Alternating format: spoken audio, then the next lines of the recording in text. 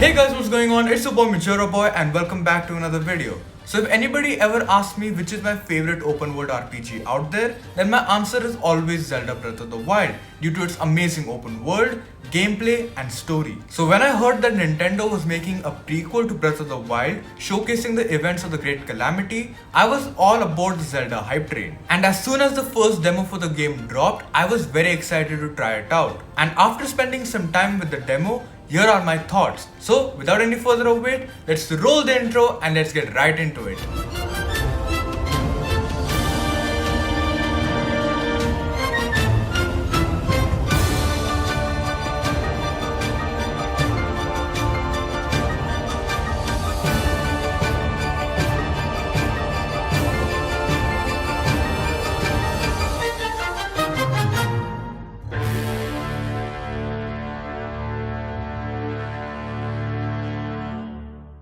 So let's start off with the gameplay. Now because this is a Warriors game, its gameplay is basically 1v1000 hack and slash, which is the basic gameplay formula of any Koei Tecmo Warrior game out there. Now this is my first time playing a Hyrule Warriors game, and the reason why I never played one before was not because of the gameplay, but it was because of the story. Like I personally never found the story of Hyrule Warriors that interesting. But this time Nintendo is working with Koei Tecmo to make this prequel to Breath of the Wild, due to which I have hopes that the story will be very good. And I will be getting back to the story in a later part of the video. Coming back to gameplay, I really love how they have incorporated game features like the Sheikah ruins, flurry rushing, using a glider in midair and parrying with your shield into Age of Calamity, which gives the game this sense of familiarity if you are someone who has played Breath of the Wild. Now even though it has elements from Breath of the Wild, this is still very much a Warriors game. In the sense, it still has the hack and slash element to it and the fast paced combat. I have personally been enjoying it a lot.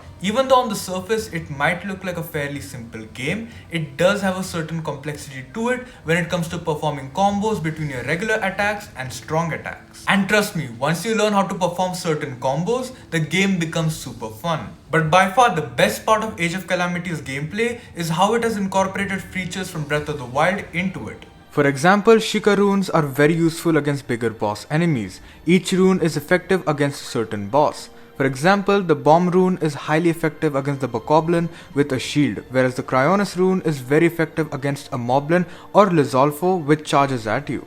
Speaking of the Cryonis rune, it is very helpful while taking out charging enemies, as it not only stops the enemy in its track and dazes it for a short period of time, but it also flings you into the air, which allows you to perform air attacks or use your bow in slow motion. Another thing I like about the way they've incorporated runes into the gameplay is by giving each character a different way of using the Sheikah runes. For example, when Link uses the Bomb rune, a Sheikah bomb comes into his hand and he can throw multiple bombs for a short period of time.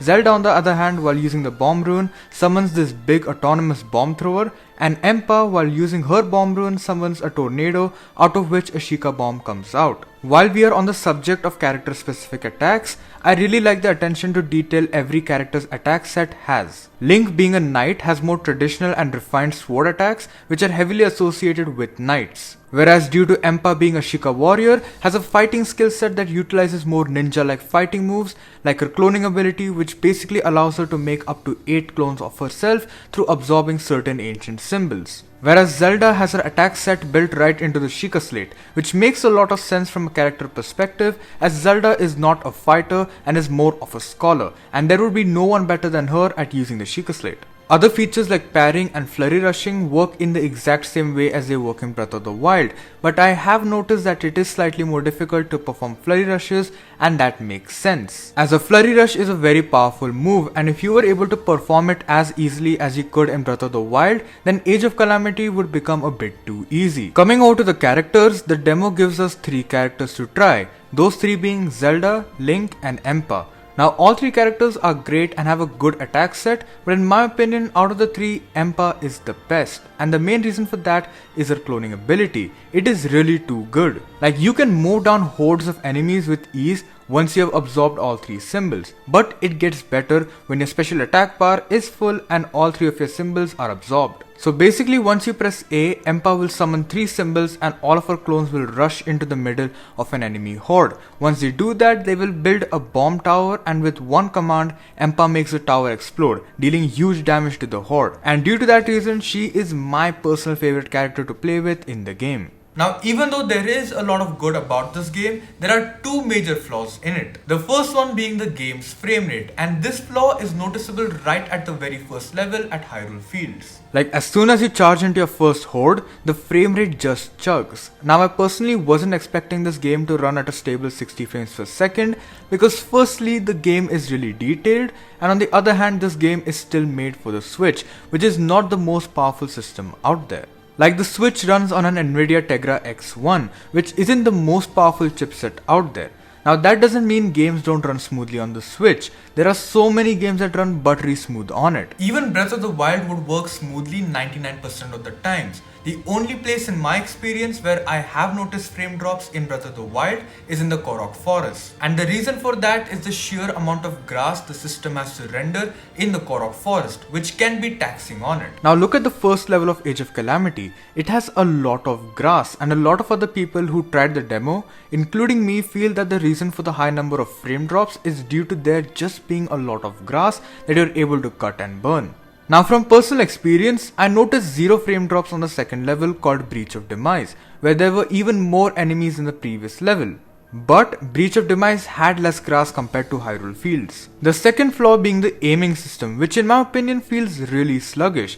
It is as though there is a delay between my left joystick and what is happening in game, and this really breaks the experience when you are in an intense fight. Now all of these flaws can be corrected through a patch, and lately Nintendo has been known to patch their games on launch day so that everybody can have a great experience on day 1. But if they don't fix these issues, then these 2 flaws will be a deal breaker for this amazing game. Okay, now let's talk about the story. So far the demo has only showed us the first chapter, which has received a mixed response from fans, and the main reason for that is due to this little egg guardian. So in the starting scene of the game, we are shown Hyrule being destroyed by the Guardians, after which we cut to Zelda's study, where due to the constant explosions happening around the castle, this box falls down which contains our egg guardian. Then the camera cuts to Zelda and Link just outside Fort Hateno, where Zelda unlocks a sealing power.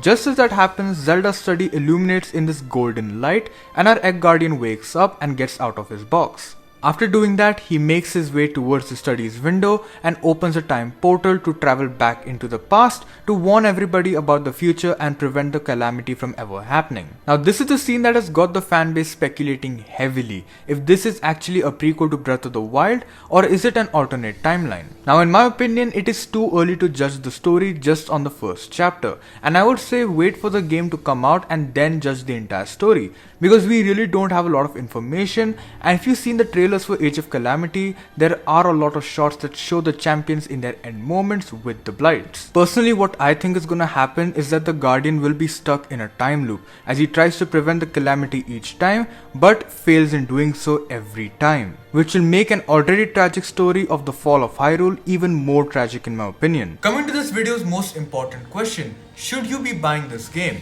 Well, I for one will be picking it up on day 1, which is the 20th of November. However, if you are a bit skeptical about the gameplay and the frame rate issue, then you can try out the free demo that is available on the Nintendo eShop and get a feel of the game, and then decide if you really want to pick it up. But if you are specifically worried about the frame rate and not so much about the gameplay, then do check out a few game walkthroughs on launch day. If you feel the frame rate is good, then definitely go for Hyrule Warriors Age of Calamity, as this is a must-have game if you are a fan of Zelda Breath of the Wild. Well guys, that's all for today. Tell me down in the comments below what do you guys think about Age of Calamity and whether you will be picking it up. If you guys liked this video, then please leave a big fat thumbs up on it. But if you loved it, then please subscribe to the channel for more content just like this one. And as always, this is your boy Majora Boy signing off for today, and I'll see you in the next one.